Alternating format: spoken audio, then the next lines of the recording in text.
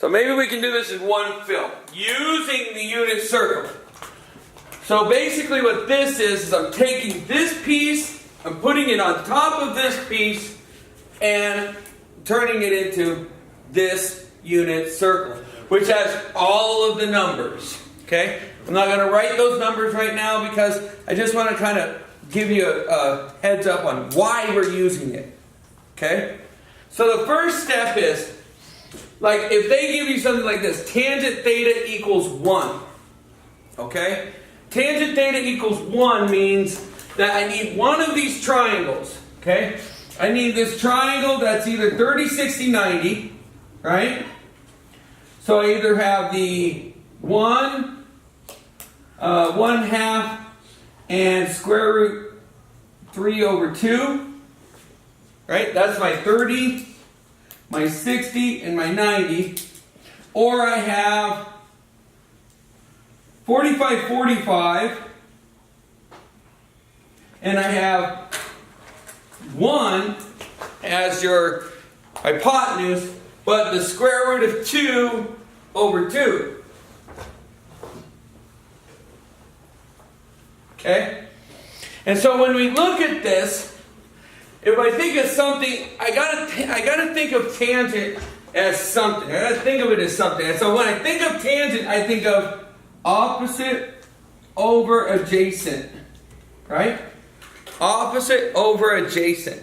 So when I look at this, can I have two sides be the same to equal 1? Do these two sides equal 1? Do these two sides equal 1 if I put them on top of each other? So if they're the same, are these two sides the same?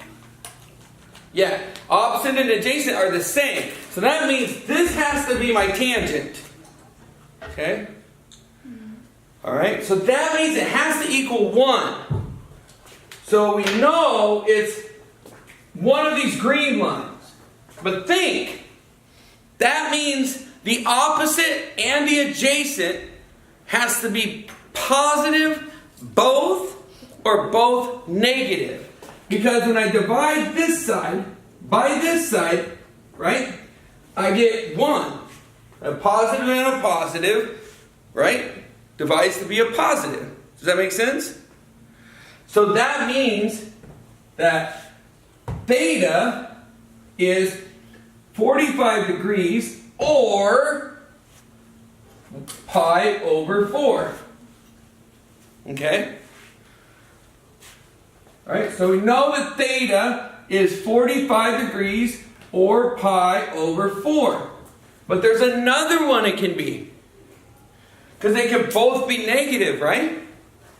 So that means this guy, where this is negative square root 2 over 2, and this is negative square root of 2 over 2. And when we divide those two things by each other, we get a positive 1. Does that make sense? Yeah. Okay? So that means this angle right here, which is 225, okay? Or 1, 2, 3, 4, 5 pi over 4. Right? So it could be 225 or 5 pi over 4. So that's how we would do that one. What about something like this where it says cosecant of negative 120? Well, if we think about cosecant of negative 120, we're thinking 90 plus 30 is 120, right? So this would be negative 120, correct? Feel me? Okay? So, we're looking at this triangle and this reference angle. Remember we were talking about reference angles? We're talking about this reference angle right here. And that's a 60-degree reference angle, right? So we need to know some things. What is cosecant? Well, secant be a hoe, right? Secant be a hoe. So secant's a ha, right? So that means cosecant is a hoe. Correct? Right? So cosecant must be the hoe. Because she can't be a hoe. I love her. She better not be. Right? So cosecant is the hoe. Alright? So then we got to go hypotenuse over opposite. Hypotenuse is always 1, but the opposite in this case is the square root of 3 over 2, right?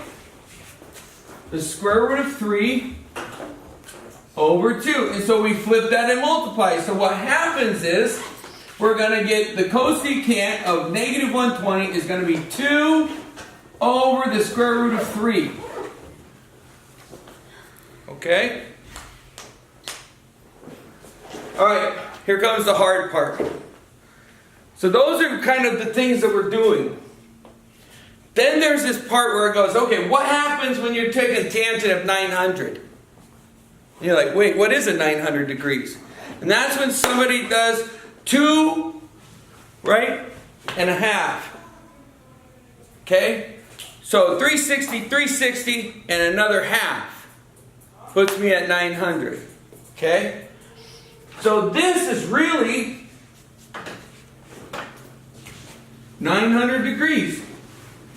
Well, how do I make a square or a rectangle or a triangle out of this? I have to think outside the box. Okay, bear with me and then we'll go to lunch. I have to think. Look at this hypotenuse. It's always going to stay 1, right? Yeah. Look at this adjacent side. It's going to get longer and longer and longer until it becomes 1, right? So when it gets out to here at 180 degrees, your adjacent is going to equal negative 1 because it's out negative 1, right? Your hypotenuse is always 1, right? But what happens to this opposite side? This opposite side is shrinking and shrinking and shrinking until it becomes 0. Okay? So your OPP is nothing. Okay?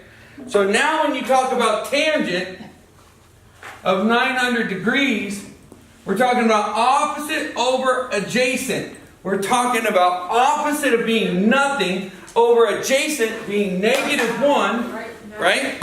And 0 divided by negative 1 is what? 0. Okay? But what about cotangent 900? Okay? Cotangent 900, you're talking about adjacent over opposite. Right? Now you're talking about 0 or negative 1 divided by 0. Can you do that? Can you divide by 0? No, it blows up. And so this one becomes undefined. Okay? And this is how we go about using the unit circle. Does that make more sense? Okay?